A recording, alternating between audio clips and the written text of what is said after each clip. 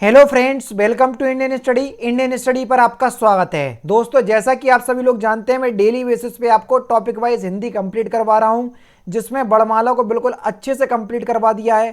Playlist बनी हुई है, आप जाकर के वर्णमाला पूरी देख सकते हैं।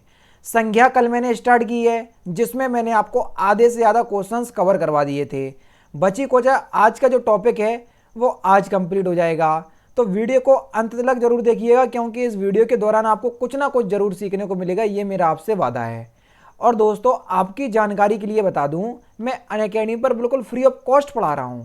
सुबह 11 बजे मेरी क्लास होती है, उस क्लास का लिंक मैं डिस्क्रिप्शन में प्रोवाइड करवा दूंगा। तो आप आगामी क्लास में आ जाइएगा और अपनी तैयारी को बेहतर बनाइएगा। यूपीएसआई के लिए ही अभी मैं सारी क्लासेस ले रहा हूँ, ठीक है। चलिए पहले क्वेश्चन की तरफ बढ़ते हैं। पहला क्वेश्चन आपके सामने आपको दिख रहा होगा, किस संज्ञा से मनुष्यत्व संज्ञा बनी है? जल्दी बताइए।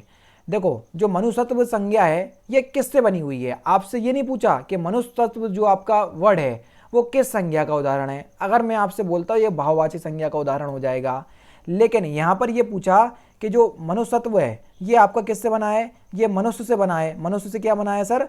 मनुष्यत्व बना है कि नहीं बना है? तो ये जो आपका मनुष्य वर्ड है ये किस संज्ञा के अंतर्गत आता है? Question number 26। तो ये जो आपका मनुष्य है ना, ये जातिवाचक संज्ञा का उदाहरण है सर। जातिवाचक संज्ञा का उदाहरण है, यानी कि इस क्वेश्चन का पहला ही ऑप्शन करेक्ट। अगर मनुष्यत्व का पूछे तो ये भाववाचक संज्ञा का उदाहरण हो जाएगा। बताइए, सारे डाउट क्लियर? चलिए नेक्स्ट क्वेश्चन की तरफ बढ़ते हैं। नेक्स्ट क्वेश्चन दोस्तों आपके सामने, पौरुष भाववाचक संज्ञा बनी है किससे? जल्दी बताइए, पौरुष भाववाचक संज्ञा बनी है किससे? अब देखो, पौरुष जो है ये एक भाववाचक संज्ञा है, जैसा कि क्वेश्चंस में बोल ही रहा है। तो ये बना किससे है सर? ये पुरुष से बना है। किससे बना है? ये पुरुष से बना है। पुरुष की जो भाववाचक संज्ञा होगी वो होगी आपकी पौरुष, ठीक है, ये होगी। अब जो पुरुष शब्द है वो किस संज्ञा का उदाहरण है? तो जो पुरुष शब्द हो जाएगा ये हो जाएगा आपका जातिवाचक संज्ञा का। तीसरा ऑप्शन यहाँ पर आपका बिल्कुल करेक्ट। एग्जामिनर आपको जो क्वेश्चन दे रहा है सर, ऐसे दे रहा है कि आप थोड़ा घूम जाएं, और एग्जामिनर यही चाहता है। एक्चुअल में है क्वेश्चन सिंपल, लेकिन लैंग्वेज ऐसी दे रहा है कि आप थोड़ा घूम जाएं, ठीक है। वर्ग शब्द संज्ञा है। वर्ग शब्द में कौन सी संज्ञा है? अब ये वर्ग मैथ वाला वर्ग नहीं है जो आप सोच रहे हो, समझ रहे? कोई जाति वर्ग होता है, इस तरीके से जो आपके वर्ग हैं वो गिने जा रहे हैं। तो वर्ग जो है वो किस संज्ञा का उदाहरण है? अगर हम बात करें सर वर्ग की, तो वर्ग जो है, जैसे वर्ग हो गया, समाज हो गया, समूह हो गया, सभा हो गई, भीड़ हो गई, ये सब आपको समूहवाचक संज्ञा में देखने को मिलेंगे। तो यहाँ पर तीसरा ऑप्शन सर आपका बिल्कुल करेक्ट हो जाएगा। नेक्स्ट क्वेश्चन की तरफ बढ़ते हैं। संज्ञा के मूल भेद कितने होते हैं? देखो, मूल भेद मैंने आपको बताए थे 3। अगर मैं आपसे बोल दूं कि व्युत्पत्ति के आधार पर संज्ञा के कितने भेद होते हैं, तो व्युत्पत्ति के आधार पर संज्ञा के 3 भेद होते हैं। सुनना ध्यान से, ऋण, यौगिक और योग ऋण। अगर मैं आपसे पूछ लूं कि संज्ञा के मूल भेद कितने होते हैं, तो संज्ञा के मूल भेद होते हैं आपके 3। कौन से? 3 कौन कौन से होते हैं? एक होता है आपका व्यक्तिवाचक संज्ञा, ठीक है। दूसरा हो जाएगा, ये पहला हो गया, ठीक है। दूसरा हो जाएगा आपका जातिवाचक संज्ञा, और तीसरा हो जाएगा आपका भाववाचक संज्ञा। ये संज्ञा के मूल भेद होते हैं, इस बात को ध्यान रखना। और जो व्युत्पत्ति के आधार पर होते हैं वो 3 अलग होते हैं, ऋण, यौगिक और योग ऋण। लेकिन अगर संज्ञा के कुल भेद पूछे तो कुल भेद आप कितने लगाएंगे सर? 5। बताइए, सारे डाउट क्लियर? अब चलते हैं नेक्स्ट क्वेश्चन की तरफ। निम्नलिखित में से कौन सा संज्ञा का मूल भेद नहीं है? इसलिए मैंने आपको ये क्वेश्चन अच्छे से समझाया। कौन सा संज्ञा का मूल भेद नहीं है, इसमें ये पूछा है। व्यक्तिवाचक संज्ञा सर अब आपने अभी हाल ही तो पढ़ाया, तो ये तो होगा। जातिवाचक संज्ञा ये भी आपने पढ़ाया, ये भी होगा। समूहवाचक संज्ञा नहीं पढ़ाया, तो यही तो आपका संज्ञा का मूल भेद नहीं होगा। संज्ञा के कुल भेद में आता है समूहवाचक संज्ञा, लेकिन मूल भेद में नहीं आता है। मूल भेद में 3 ही आते हैं, व्यक्तिवाचक संज्ञा, जातिवाचक संज्ञा और भाववाचक संज्ञा। ध्यान देना, इंपॉर्टेंट क्वेश्चन है, इसलिए बार बार जोर दे करके आपको बता रहा हूं, ठीक है। नेक्स्ट क्वेश्चन की तरफ चलते हैं। राम और विभीषण की मैत्री प्रसिद्ध है। रेखांकित शब्द में कौन सी संज्ञा है? ये आपका शब्द है, यहाँ पर रेखा खिंची हुई है, तो ये रेखांकित शब्द में आपको बताना है कि मैत्री शब्द जो है वो संज्ञा की दृष्टि से कैसा शब्द है। तो देखो, मैत्री, मित्रता, ये आपके जो शब्द हैं ये सब भाववाचक संज्ञा के उदाहरण हैं। तो यहाँ पर पहला ऑप्शन करेक्ट होगा। कौन सी संज्ञा का उदाहरण है सर? ये भाववाचक संज्ञा का। उड़ान भाववाचक संज्ञा बनी है किससे? अब देखो, उड़ान शब्द जो है ये उड़ने से तो ही बना होगा, उड़ना से बना होगा, आपका उड़ान बना है। उड़ान जो है ये भाववाचक संज्ञा है, लेकिन उड़ना जो है वो किस संज्ञा का उदाहरण है, या ये है क्या उड़ना? तो उड़ना जो है वो एक प्रकार की क्रिया है सर। क्या है? क्रिया। तो ये एक क्रिया है, तीसरा ऑप्शन बिल्कुल करेक्ट हो जाएगा। उड़ान भाववाचक संज्ञा है, लेकिन उड़ना ये एक क्रिया है, वर्ब है। ठीक है, तीसरा ऑप्शन करेक्ट। किस वाक्य में भाववाचक संज्ञा का प्रयोग हुआ है? ठीक है, सभा में काफी भीड़ थी, यहाँ तो समूहवाचक संज्ञा है, हमने क्वेश्चन में पूछा भाववाचक संज्ञा, तो यहाँ तो है नहीं है। राम ने रावण को मारा, यहाँ तो सर व्यक्तिवाचक संज्ञा है, दोनों नामों का वर्णन हो रहा है, तो यहाँ भाववाचक संज्ञा नहीं है। चालाकी नहीं करो, चालाकी शब्द में ही तो आपकी भाववाचक संज्ञा होगी सर, तीसरा ही ऑप्शन करेक्ट हो जाएगा। चलिए आगे बढ़ते हैं। बोल तो रहा हूँ कि बहुत अच्छे से हर एक टॉपिक को क्लियर करूँगा, बस क्या मांगता हूँ आप लोगों से 500 लाइक का टारगेट रख रहा हूँ। अगर वीडियो को लाइक करोगे तो मुझे मोटिवेशन मिलेगा, ताकि डेली बेसिस में मैं आपको अच्छे अच्छे टॉपिक कंप्लीट करवा सकूं। जैसे ही टॉपिक कंप्लीट हो जाऊंगा इतनी प्रैक्टिस करवा दूंगा, यकीन मानना हिंदी में 80 प्लस नंबर आप मेरी वीडियोस को देखकर ही ला सकते हैं। जब आप पूरी वीडियोस देख लोगे तब जाके अपनी अंतरात्मा में आपको विश्वास होने लगेगा कि नहीं, बिल्कुल सही बात कह रहा हूं मैं। बीमारी जो है वो किस संज्ञा का उदाहरण है? बीमारी, तो बीमारी शब्द जो है वो किस संज्ञा का उदाहरण है? तो सर ये भाववाचक संज्ञा का उदाहरण होगा, तीसरा ऑप्शन बिल्कुल करेक्ट। इनमें से व्यक्तिवाचक संज्ञा आपको बताना है। देखो शहर, शहर जो है वो आपका जातिवाचक संज्ञा का उदाहरण है। शहर का नाम दे देते, जैसे शहर का नाम दे दिया मैंने आपको, सपोज कीजिए झांसी, तो ये एक व्यक्तिवाचक संज्ञा का उदाहरण है। घी तो वैसे ही आपका द्रव्यवाचक संज्ञा में जाएगा।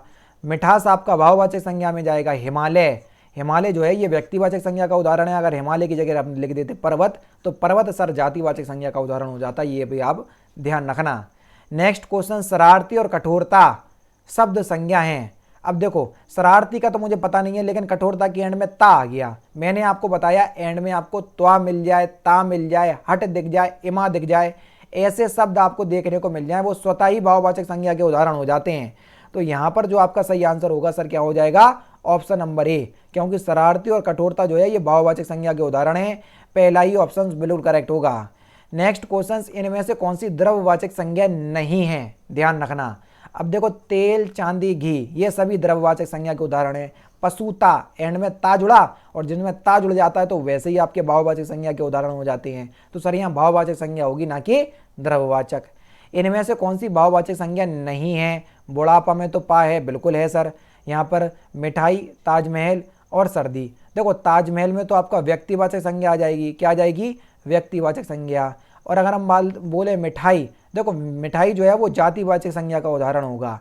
अगर हम यहाँ पर लिख दें मिठास, मिठास शब्द जो है वो आपका भाववाचक संज्ञा का उदाहरण होगा।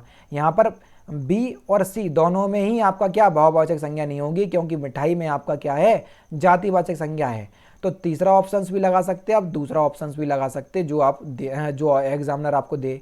यहाँ पर आपका जो ऑप्शन नंबर बी है वो गलत लिखा है, उसे मिठास कर लेना, क्योंकि मिठास भाववाचक संज्ञा में आता है, जबकि मिठाई जातिवाचक संज्ञा में आता है। ठीक है, नेक्स्ट क्वेश्चन, इनमें कौन सा द्रव्यवाचक संज्ञा से संबंधित वाक्य है? द्रव्यवाचक संज्ञा से संबंधित आपको वाक्य बताना है। ठीक है, देखो पटना अच्छा शहर है, पटना तो यहाँ पर व्यक्तिवाचक संज्ञा है, शहर में जातिवाचक संज्ञा है, चलिए हटा दो। चांदी महंगी है, चांदी तो आपकी लिक्विड में होती है सर, बस यही तो आपका द्रव्यवाचक संज्ञा का वाक्य है। तो यानी कि इस क्वेश्चन का दूसरा ऑप्शन करेक्ट हो जाएगा सर। मेला किस संज्ञा का उदाहरण है? देखो इससे सिंपल क्वेश्चन आपको नहीं दिखेगा। मेला बहुत से लोगों का समूह होता है, तो जहां पर समूह की बात हो जाए सर वहां स्वतः ही समूहवाचक संज्ञा हो जाती है। तीसरा ऑप्शन बिल्कुल करेक्ट। नेक्स्ट क्वेश्चन से आपका कि निम्नलिखित में से कौन सा शब्द व्यक्तिवाचक संज्ञा का है? व्यक्तिवाचक संज्ञा के आपको बताना है। गरीब जातिवाचक संज्ञा में जाएगा, दिल्ली आपका व्यक्तिवाचक संज्ञा में आ जाएगा। क्यों? क्योंकि ये नाम है शहर का, तो यही जो है वो आपका काय में आ जाएगा सर? व्यक्तिवाचक संज्ञा में। दूसरा ऑप्शन बिल्कुल करेक्ट हो जाएगा। समूहवाचक संज्ञा की पहचान कीजिए, कौन सा शब्द जो है वो समूहवाचक संज्ञा का है? क्वेश्चन नंबर 42, जल्दी बताइए। क्वेश्चन नंबर 42 में आपको समूहवाचक संज्ञा बतानी है। तो देखो राम में तो व्यक्तिवाचक संज्ञा, घी में द्रव्यवाचक संज्ञा, नदी में भी द्रव्यवाचक संज्ञा, या नदी में जातिवाचक संज्ञा होगी, सॉरी, तो टीम में ही आपकी समूहवाचक संज्ञा होगी। चौथा ऑप्शन बिल्कुल करेक्ट हो जाएगा। नेक्स्ट क्वेश्चन, गोस्वामी तुलसीदास ने रामचरितमानस की रचना की। अब आपको बताना है कि इस वाक्य में कौन सी संज्ञा है। अब देखो गोस्वामी तुलसीदास, कवि का नाम दिया है तो बस व्यक्तिवाचक संज्ञा में आ जाएगा ये। उसके बाद रामचरितमानस किताब का नाम दिया है तो ये भी व्यक्तिवाचक संज्ञा में आ जाएगा।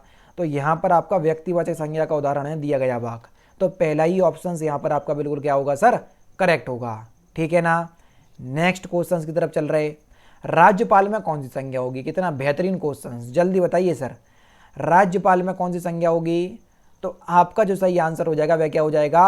राज्यपाल जो है वो सर जातिवाचक संज्ञा का उदाहरण होगा। दूसरा ऑप्शन बिल्कुल करेक्ट। कौन सा? दूसरा ऑप्शन बिल्कुल करेक्ट हो जाएगा। नेक्स्ट क्वेश्चन से आपका क्या, निम्नलिखित विकल्पों में से किस विकल्प में सभी शब्द व्यक्तिवाचक संज्ञा के हैं? Very good. देखो ममता तो आपका ये क्या है, ये भाववाचक संज्ञा का उदाहरण है, तो हटा दो, इसमें तो व्यक्तिवाचक संज्ञा होगी नहीं। ममता भाववाचक संज्ञा का, वकील जातिवाचक संज्ञा का, पुस्तक भी आपकी जातिवाचक संज्ञा की। लखनऊ व्यक्तिवाचक संज्ञा का है, बिल्कुल ठीक है। आम भी आपका व्यक्तिवाचक संज्ञा का है, बिल्कुल ठीक है। बुढ़ापा आपका जो भाववाचक संज्ञा का है, तो ये भी ऑप्शंस नहीं होगा। कृष्ण आपका व्यक्तिवाचक संज्ञा का है। कामायनी किताब का नाम है, ये भी आपका व्यक्तिवाचक संज्ञा का है। मिठास ये तो भाववाचक संज्ञा का उदाहरण दे दिया, बस ये भी नहीं होगा। एक ही ऑप्शंस बचा, राम व्यक्तिवाचक संज्ञा का, रामचरितमानस भी व्यक्तिवाचक संज्ञा का उदाहरण, गंगा भी आपकी व्यक्तिवाचक संज्ञा का उदाहरण होगा। पहला ही ऑप्शन यहाँ पर आपका बिल्कुल क्या हो जाएगा सर? करेक्ट हो जाएगा। कवि शब्द में कौन सी संज्ञा है? जल्दी बताइए, कवि शब्द में कौन सी संज्ञा है? तो सर कवि शब्द में जातिवाचक संज्ञा होगी। कौन सी संज्ञा होगी? जातिवाचक संज्ञा। अगर मैं कवि का नाम लिख देता जैसे चेतन भगत, तो यहाँ पर जो आपकी संज्ञा होती वो होती आपकी व्यक्तिवाचक संज्ञा।